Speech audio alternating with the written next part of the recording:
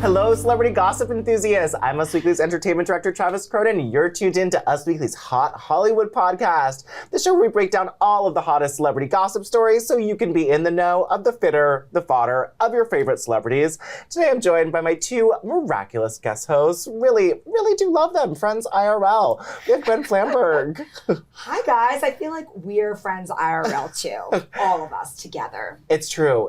We are talking to every single one of you all together. And Baby Woman, she's a deputy of a website that is our website and is formerly a baby girl, now Baby Woman. Could I be speaking more words? No. Sarah Huron. You guys would all be in my close friends on Instagram if I used that feature for sure. Oh, that's Who nice. uses that feature and why do people use that feature? I think celebrities use it to get people to be like, ooh, what's here on Close Friends? Yeah. It's going to be naughty. I know Christine Quinn uses it. I'm not on it, but I know someone who is. Oh, I'm not exclusive.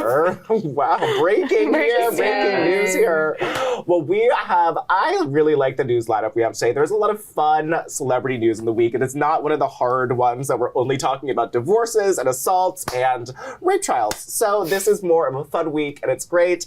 But before we get into all of the news, let us start with our woes of the week. These are the stories that made me and my co-hosts clutch our proverbial pearls. And we're going to start off with Gwen Flamberg. Oh. What did you like this week? What was popping for you? Well, Trav, in the world of Celebrity Inc., I noticed something kind of interesting this week. And I immediately texted Sarah Huron, of course. So I was scrolling the Instagram, as I do always every morning, and I noticed celebrity manicurist Tom Bachek on his Instagram, which is amazing because he always shows the manicures of his clients like Jennifer Lopez, Selena Gomez. So I saw him post a photo of Selena Gomez's beautiful, like short, natural manicure. Awesome trend for fall. But then I noticed she had a little starburst tattoo on her ring finger, of all places. And I thought, I've seen this film before. Exactly, but like not on Selena Gomez. Like, we have done exhaustive coverage of Selena Gomez's many tattoos and what they mean because, you know, she's very prolific with her body art. Everything means There's something. more than you think, too. A lot more than you think. So then I started thinking, but wait a second. Doesn't Hailey Bieber have that little sparkle tattoo on a finger? So we did some research. She does. Crazy. This came to light right on the same week when it's like all of a sudden, after all of this speculation about Hailey Bieber ruining Selena's life, when Home wrecking Hailey. Exactly. She and what a headline. I mean, that's what Jalena's call her. Home wrecking Hailey. Yeah. Oh wow. These two have a friendship tattoo. Maybe not, but I went deep down the rabbit hole. You did great investigating, Gwen. Thank you for your service. There I was being a sleuth early in the And is it a AM Johnny hours. Boy tattoo? You know, I don't know, because she actually, you know, most of the time, here's something else that I find real interesting, guys. Most of the time when Selena gets a tattoo, she posts about it. Yeah. The artist posts about it. We know the deep meaning behind it. Right. She's very proud of her ink. And I couldn't find anything about this tattoo. So, you know what I always say, guys? Smoke salmon. Where there's smoke, there is salmon. And I think that there's something to this. I think Hailey's had it longer. Yes. But I wonder if that's what got them talking when they did, you know, those pictures. Because the best part of that whole like reunion at that museum gala that they were at together. It's like the new Met Gala of the West Coast. Right. It's I such a big event. new hot Gorgeous. ticket. Obviously, it's going to have a place in history now, pop culture history, this gala. I still don't know what it is, but I know it was important. And those pictures, there were several, which I thought was the best part. It was like a full interaction. It wasn't just one there was picture. A carousel. They were hugging. They were talking. I want to know whose idea it was. And I wonder if this tattoo was maybe their like breaking of the ice moment to be like, I have that ink too. It totally could have been. Now, just to, you know, take a little step back, the Academy Museum Gala let me know. celebrates the Museum of the Academy of Motion Pictures, which is like the Academy Awards. And this, you know, the museum opened during the pandemic. It is something that, you know, it started recently. And now this is... It doesn't sound like an exciting museum. It sounds like that one in Queens, the Museum of the Moving Image, which is really underwhelming. Sorry to the museum curators. I'm not really a museum girly, shocker.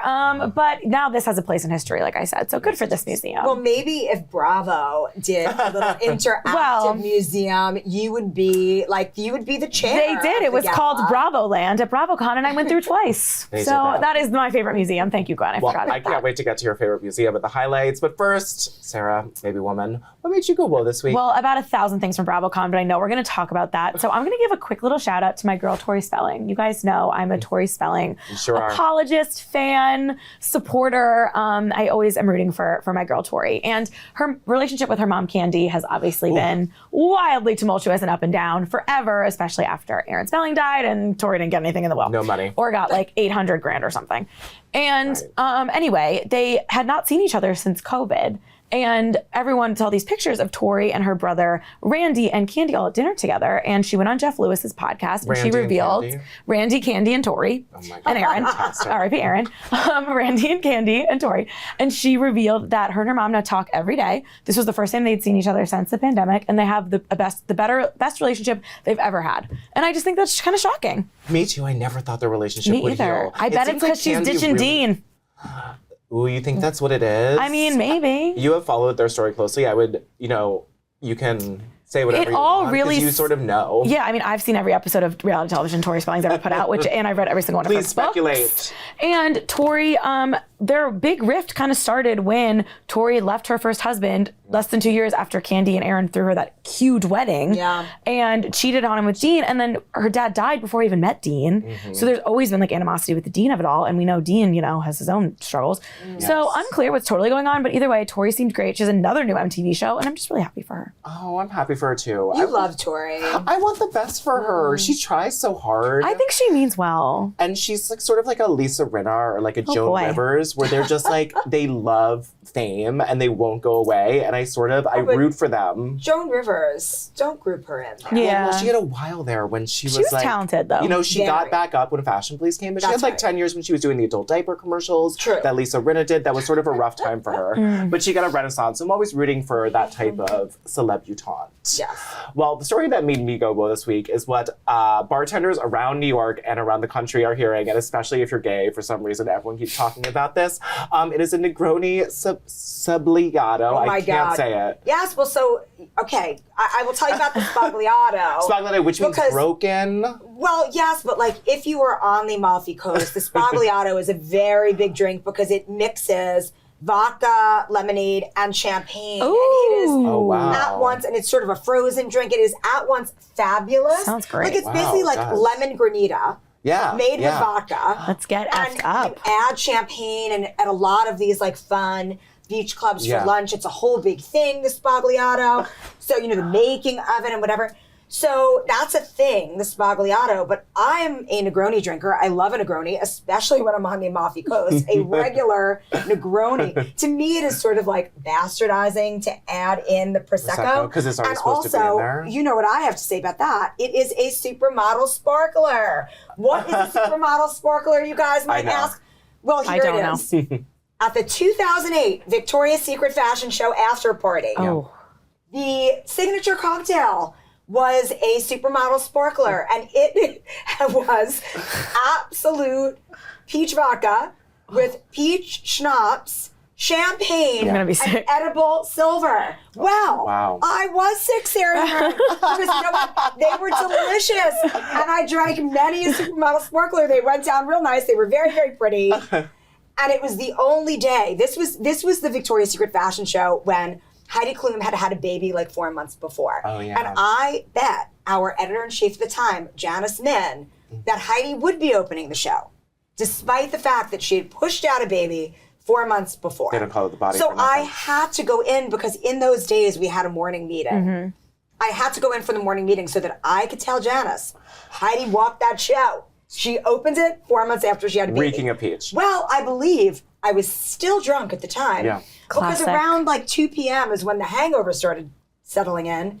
And circa 4 p.m., I puked in the trash can under my desk. Oh my God. The only time. So much history. In my professional career that this has ever happened. So to me, this is amazing. Any cocktail that mixes a spirit with champagne is a no. heretofore known as a supermodel sparkler, and I shan't have it. Well, as I was saying about the supermodel sparkler, that's the best story I've ever heard. Yeah, that was amazing. You throwing up 4 p.m. in a trash can. Sounds like something I would do, not Gwen. Yeah, it's great. Well, that's how we do it on the Hollywood podcast. But there's a Game of Thrones character who said this on TikTok, and it was funny to give you some context about this and why it's my woe of the week. And where the bartenders around New York are like, when people are like, I'd like a neg, and they're like, I know what you want. Like, stop ordering this trendy drink. So did they say it on the show, or did they just say it on TikTok? They said it on TikTok. It's like a behind the scenes of House of Dragons. Okay. And they said it like in the behind the scenes. Was it just like the way it's like a Negroni? And then the girl interviewing them was like, oh, I love, and they were like, oh, with Prosecco, Spagliato. And just the way they said it is so hysterical.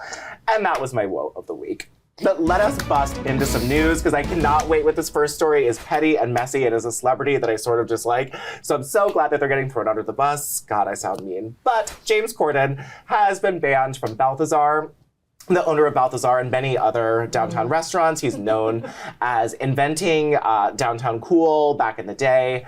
And he's sort of a drama queen, has called out celebrities before, but this time he called out James Corden and said he was the worst guest that Balthazar has ever had in their entire existence of being there, which is a long time. Balthazar is a fancy French place downtown in Soho. And he said that James Corden, his wife, ordered an egg white omelet with Gruyere cheese, and then the omelet came, and he's like, there's a tiny bit of yolk in here. So then and he's like, we would like a free round of drinks because of this mix-up, and send it back. And then they brought it back, but instead of a side salad, it had French fries. So then James Corden lost it and was like, you can't do your job. It's like so simple. It's like an egg white omelet with Gruyere with a side salad. That does sound great, though. Well, by the way, Balthazar has the best French fries in New York City. They are. Why are you going to kick those out of bed? Never. And I love their egg white omelets, but I order 2 with Gruyere. But if there's a little egg yolk in it, I'm not calling. You're going to be okay. And then another time, his order was, he said he found a hair in his order, and he requested a free round of drinks immediately. Is James Corden hard of cash? That's what's so weird. Yeah. He requested a free round of drinks and said, you're also paying for all the drinks we already had because I found this hair.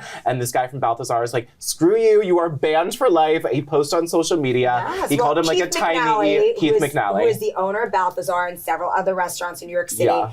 He does have a big voice when it comes to how his staff is being treated. He has previously, he's banned Graydon Carter, who was the editor-in-chief of Vanity Fair and now has Airmail. He has banned him. Like, he's very big on banning people. Now, he has since reinstated. James Corden is now allowed. Yeah, because James Corden apologized. He apologized profusely, as he should. Now, here's the thing about James Corden.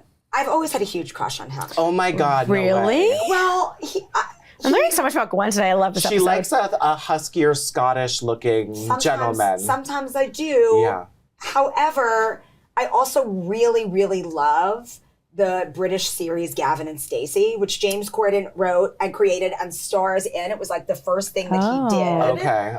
Would sort of put him on the map. His and I girls, watched I it Lena Dunham. during the pandemic, and it was like my happy show. Okay. So, you know, I actually was in LA recently and at the restaurant Craig's, where there are always a lot of celebrities. Of course. He was at the next table, and it took all of my willpower not to go over and say I loved Gavin and Stacey, because I knew his reputation precedes him, and I knew that he was not going to be nice to me, and I just didn't want to ruin it forever. I'm glad you didn't, because he's like sort of like one of those celebrities who's only nice to other celebrities. Never meet your heroes. Never kind of vibe. Yeah, I mean, he was never mine. I sort of think he ruins every movie he's in, especially musicals. I just want to like have the power to ban someone from somewhere. Oh my God, do you want to ban someone from this podcast who will never come on so you can feel it? Oh, okay. Angelina Jolie, you're banned. No, we're not going to ban her. We're like basically her lawyers. Who should we ban? I don't know. Who do we usually hate on? Oh, who do you hate on? It's up to you. That's such you a good used to hate on question. Taylor Swift, but you came back. No, I love her now. Yeah. I don't know. I have to think about it. Okay, you think I'll about get it, but back you to can it by the ban end of someone the from this episode. podcast and you can feel what it's like. Okay, great. And you can also tell us about your BravoCon highlights. That's right. The next story we're going to get into. Baby Woman Deputy Editor Sarah Huron went and did an amazing job covering BravoCon. And I hope you like Bravo Celebrities, because Sarah, what did you think about it? What were your highlights going out? Oh, Watch my all of her God. social content, by the way. It's prime. I do have a highlight on my Instagram stories and Good. my last couple posts. They're all BravoCon related. I don't know if I'll ever stop. It's my whole personality. It was a wild 3 days, kicking off with Bravoland Museum, which of course had, cutouts of Teresa and Louis' dress. They had the dress on display. They had the wedding hair like recreated. They had the tiara. Could you try it on the wedding hair? You couldn't try it on officially. Yes, but you could go behind like cardboard cutouts and stick your face and be Teresa and Louis. Fun. And of course, it was the first thing I did at 10 a.m. on Friday when BravoCon opened, not knowing that our lovely new Us Weekly social media editor would turn it into a TikTok that would end up on Teresa Giudice's Instagram page. I mean, famous. Famous. So then I talked to Teresa and Louis the next day. And of course, I'm sure she had no idea, but I was like, I'm the one on your Instagram, so you know. And Louis was like, it's amazing. He was loving it. So that was my big moment with Teresa and Louis. And honestly, there were so many highlights. Obviously, the Real Housewives of Beverly Hills panel is getting a lot of attention, not only because 8,000 people rushed the stage, but also because Lisa Rinna was booed 3 times. After she was booed 3 times and flipped off the crowd, she came into the press room and she wasn't scheduled to be in the press room. So obviously, people were buzzing. It was electric. She walks in. I thought she was just going to do like the main outlets, like the TV broadcast and leave. But no, she started walking down the line. She gave everyone 3 questions to start. Then it became 2 questions. Then it became 1 question. And then when she got halfway to the carpet, when she was this close to me as Travis went, she went, no more questions for Lisa Rinna, and just walked out. Oh. She was trying to play it off like, it's so cool that I got booed. Like, I've never had that happen to me. Right. And like, I kind of respect it because what's she going to do? But you know, people were asking if she's going to be fired. Like the questions were savage. Yeah. And it was a lot. Savage. It was savage. So that was wild. I said to Travis earlier, like her walking away from me was better than me getting to ask a question. It felt like I was living and we got in to the ask Real her Housewives. question. Yes, and Christina at the front of the carpet asked her. I was on the back end, kind of like catching things we didn't get, getting social content, and doing my roundups that I did. And my favorite roundup I did was asking housewives to admit a time they called Andy Cohen to complain. And of course, half of them were like, "Oh, so ask Andy." Anyone at Bravo will say, "I never complain." And I was like, "Okay." So a bunch of them said that, which was hilarious, and then a bunch admitted. So when I posted the story, I tagged Andy, and he responded that 80% of it was accurate. So I loved that 20% of the housewives lied to me. Yep. And said that they don't complain. And that's what I wanted. You know, that was like the ultimate like thing. So I was very excited about that. That's beautiful. Your content was so fun. Thank you. It was, and the Real Housewives of Salt Lake City panel was another highlight. They all hate each other. Those 4 women were it was like reunion level. Like Whitney they were trying to show receipts, and Karamo was the moderator. And the moderators at BravoCon have very specific rules that they're told by the network. They have the questions that are pre-written for them. There's topics they're not supposed to talk about, but there's always an audience Q&A, and the audience is drunk and ready to stir the pot, and it is wild. And within the weekend, they're all asking questions about the other franchises. So then at the Watch Happens Live, they have to play Squash That Beef about something they said an hour ago at a different panel. Like it's truly wild the way it works. And why? So Jen Shah, yes. All the rumors surrounding her, they say that since she was convicted guilty, that Bravo's not letting her into BravoCon and thinking about getting her. And then Bravo was like, no, we love people who are guilty in a court of law, but if she's too guilty, we'll kick her off the show. Basically. So Jen Shah was on the original list for BravoCon before she changed her plea in July. Then she changed her plea and she pleaded guilty, and she was taken off the list, and she wasn't at the panel, and they kind of weren't allowed to talk about her. Like she was the hush-hush subject. Mm-hmm. Then Tamra Judge went on Access Hollywood and was like, I saw Jen Shah last night. She's in New York. She tried to crash the Watch What Happens Live Legends Ball taping. She tried to steal my glam. So then it was kind of like a little bit of fair game because Tamra was like on the record, and then there was like videos, like blurry videos surfacing of Jen at a party. So everyone was like, all right, Jen Shah's in New York, but she never actually made it to official BravoCon event. Besides an after party that I believe she got kicked out of. And Andy was asked about it at a panel on Sunday, and that's when he made the comment of when she pleaded guilty, that was kind of the end of Jen Shah. So some people are like, okay, well, what about Teresa Giudice? What about Erica Jane? Erica Jane has not been officially charged with anything. Teresa sure has. Teresa defrauded the government. Jen Shah defrauded old people. Yeah. It's a little different. And Teresa never pretended she was innocent for 6 months and did a whole season of her show. Teresa took ownership. They went to jail, did their time. Also, there's no Jersey without Teresa, which we know. And I talked to Gia Giudice. But they also defrauded those real mortgage companies in New Jersey that were real people who owned them. Fair. I talked to Teresa Giudice. But they went to jail. They went to jail. Which Jen Shah is going to go to jail too. Like she's rehabilitated now, Fair. apparently. It's different. And she really just signed those contracts. We know she wasn't the mastermind behind all this money laundering. If they had BravoCon now, I don't know if Teresa in the 2014 days would have been at a panel. I don't know. We don't know. We didn't have it. But I did talk to Gia Giudice. She sang Waking Up in the Morning for me. And she said, I asked every Bravo celebrity also a moment they want to relive because it was so fun, and one they want to redo to do it better. And Gia's relive was her mom coming home from jail. And I thought that was so lovely. Oh, wow, that is really She was like, it was like nice. really just like powerful. And I was like, oh my God, she's so Sweet. mature and smart. Yeah. And beautiful. Those girls are beautiful. Yeah, they really Her they have boyfriend was Disney there. He was princess cute. eyes. And the last thing I'll say, just because we talked about it, also when we're talking about Jersey. Yeah. Jersey panel was very split. Teresa and Melissa and Joe cannot be in the same room at all. They had them completely separated the whole weekend. They were the only cast that came out at the Watch Sevens Live on Friday night that had all 140 Bravo celebrities there, which was wild. Right. I did have 2 seconds on television during it, guys. If you missed it, I saw go it. back and watch. She famous. Yeah. And they came out at different doors and like sat separately. Every other cast sat together, even the ones that are like Lisa Rinna sat 2 seats away from Kathy Hilton. What a but feud. Jersey couldn't even come out together. Their panels were separate, and they only crossed paths at the hotel they were all staying at, in which Jennifer Aiden threw a drink at Melissa Gorga after she called her a loser, and now Bravo is very pissed at their cast of No Jersey. shade, but all shade, but ain't that Jersey?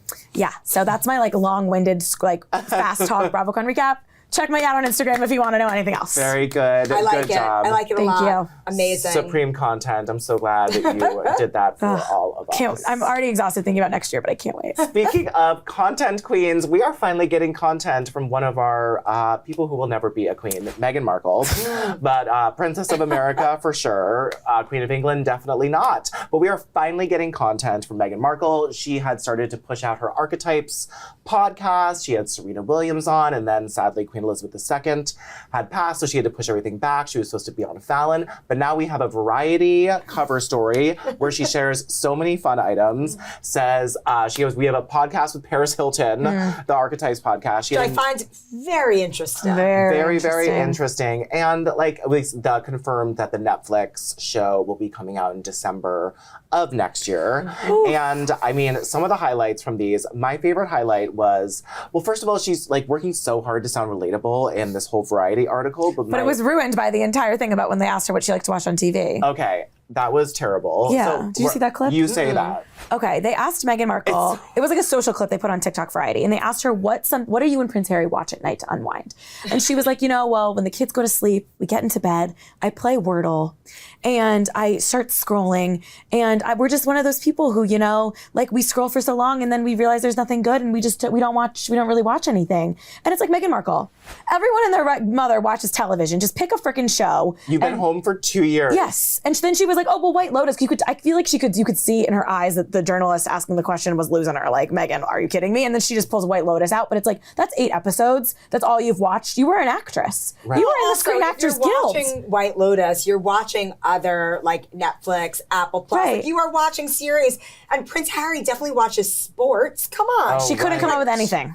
She plays Wordle and goes to bed early. Because the thing That's is her that TV she show's is Wordle. everything is so canned. Everything is so like, She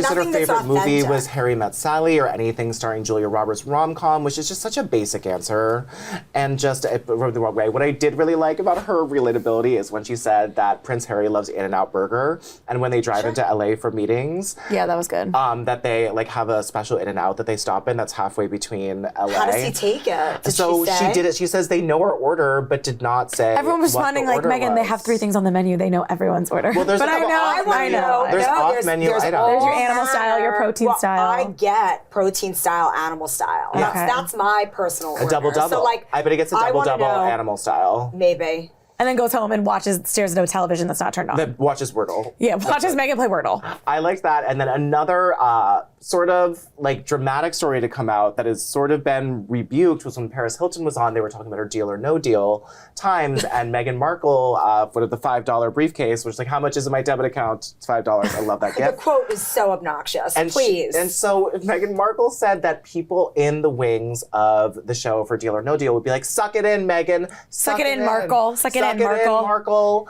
And she was so but thin. her quote about being treated like a bimbo. Yeah, and how it's like, I don't think anybody is thinking that these women are smart. No, they are not, because they were hired. You were hired to stand there and hold a briefcase as a model. Right. Nobody That's cared okay. You what can was be in a your model. head. And by the way, that's what the job was. Yeah. She said, now and it's not exclusive. When it's just, she's really an interesting. My experience on the show, which included holding said briefcase on stage alongside 25 other women doing the same, for me was fascinating.